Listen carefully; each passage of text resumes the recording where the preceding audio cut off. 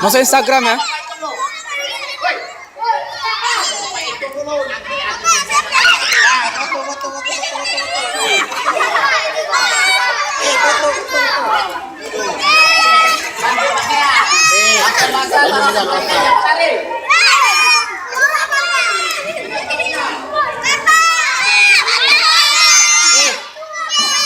Belajar berenang lah. Kalau foto kayak gitu siapa yang bisa?